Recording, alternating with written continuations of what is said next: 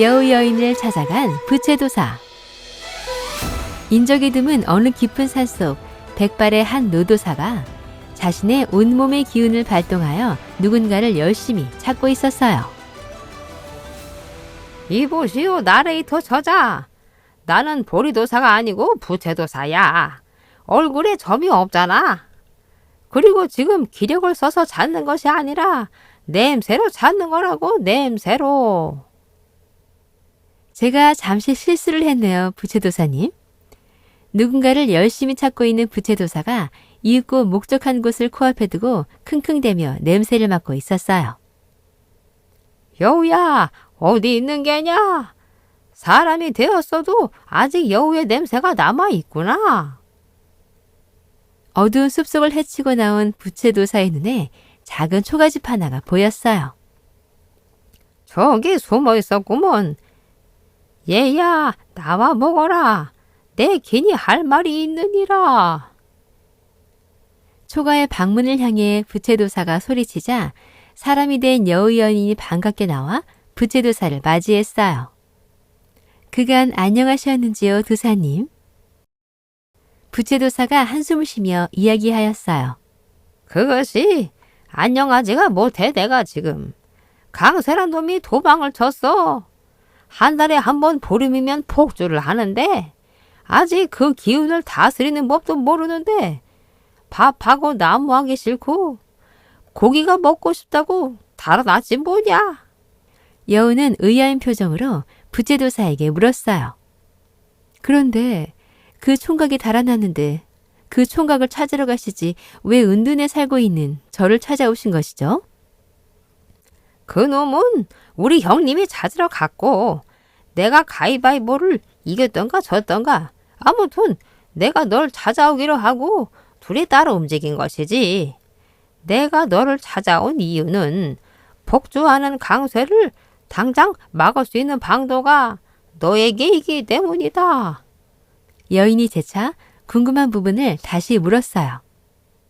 제가 어찌 강쇠의 폭주를 막을 수 있다는 것인가요? 이미 전 구슬도 없는 사람의 몸이 되었는데. 그러자 부채도사가 자세히 설명하였어요. 지금까지는 형님과 내가 강쇠의 그 기운을 기력으로 누르고 있었다만 우리도 기력이 이제 다해서 강쇠의 폭주를 막으려면 여인과 합의를 해야만 그것을 멈출 수 있는데 여느 여인들이 함부로 강쇠와 합의를 했다가는 목숨을 잃을 수도 있기 때문에 임시방편으로라도 네가 강쇠의 폭주를 한동안 막아주어야 할 것 같아 이리 찾아온 것이다. 아이고 숨차구나. 부채도사의 이야기를 끝까지 들은 여우 여인은 이제야 알겠다는 듯 고개를 끄덕이며 말했어요. 그렇군요. 저야 강쇠의 양기가 들어온다 해도 목숨까지 위험하지는 않을 테니. 부채도사가 조심스럽게 말을 덧붙였어요. 사실 그것도 확실하지는 않다만 너도 위험 부담을 가지고 일을 치러야 하겠지만 지금 당장 달릴 방도가 없구나. 애꿎은 목숨을 계속 잃게 할 수도 없는 노릇이고 또한 강세와의 인연도 있고 하니 네가 그리 해다오. 내가 부탁하마. 부채도사의 말이 끝나기도 전에 이미 결심이 선 여우 여인이 바로 이야기하였어요. 그럼 바로 떠나실까요?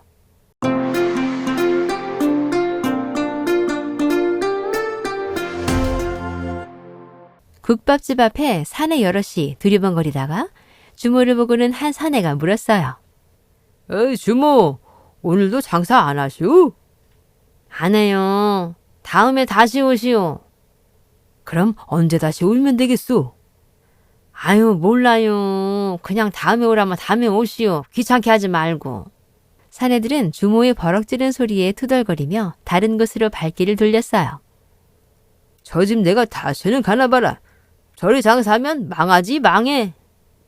그래도 저 집 국밥 국물이 진국인데 아쉽구만. 강세와 흔적을 찾아 떠나게 된 여우 여인과 부채도사는 수위를 돌아다니며 수소문 끝에 장터에 있는 국밥집 부근에 다다르게 되었어요.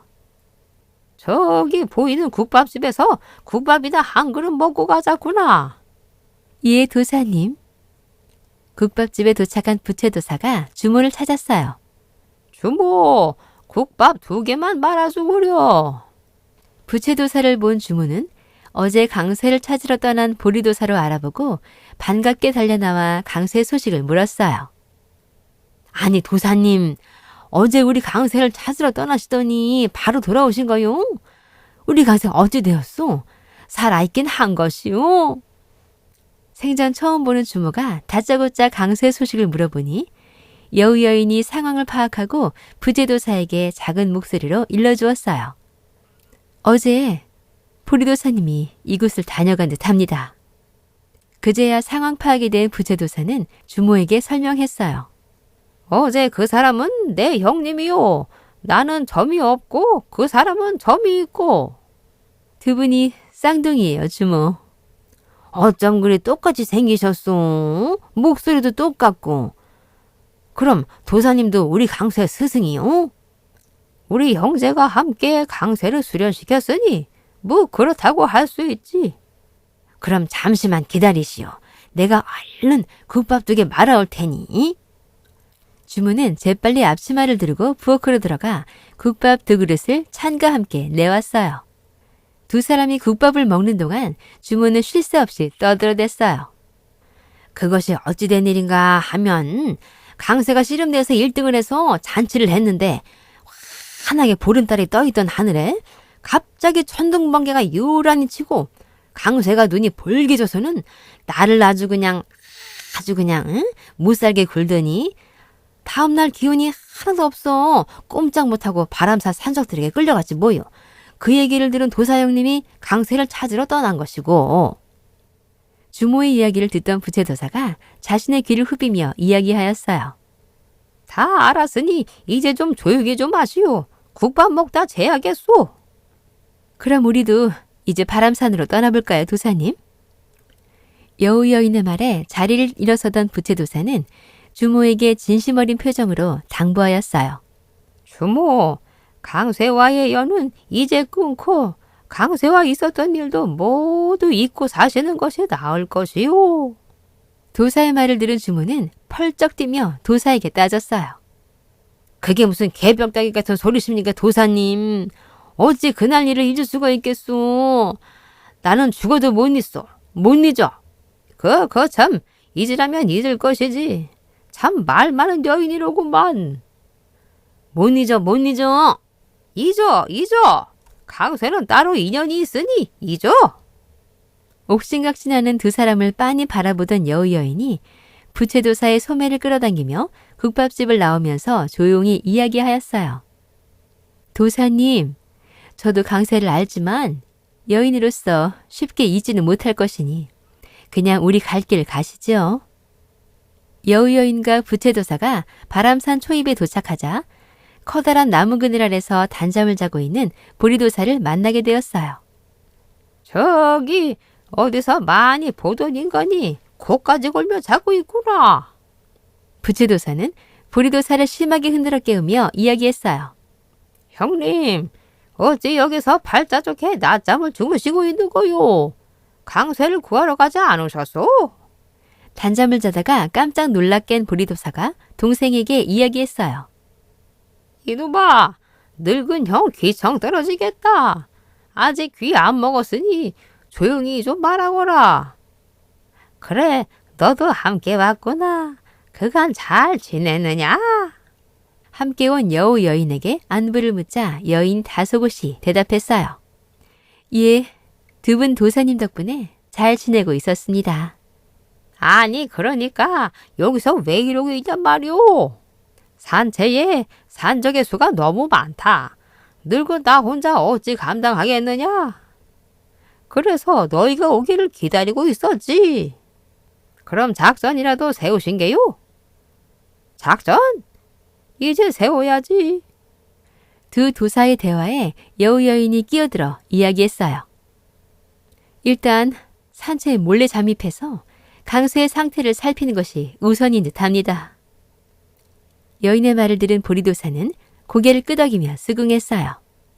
그래, 강쇠가 일단 기운을 되찾으면 그놈이 힘이 좋으니 산적들과 대적할 만할 것이다. 그럼 빨리 앞장서시오. 이놈아, 늙은 형 그만 좀 구박하거라. 그렇게 세 사람은 산채 아래의 당도에 몸을 숨긴 채 어둠이 오기만을 기다리고 있었어요. 바람산 산적들의 산채에 사람들이 점점 모여들게 되었네요. 이제 두 도사와 여우 여인까지 합세했으니 강새는 무사히 그곳에서 빠져나올 수 있겠죠.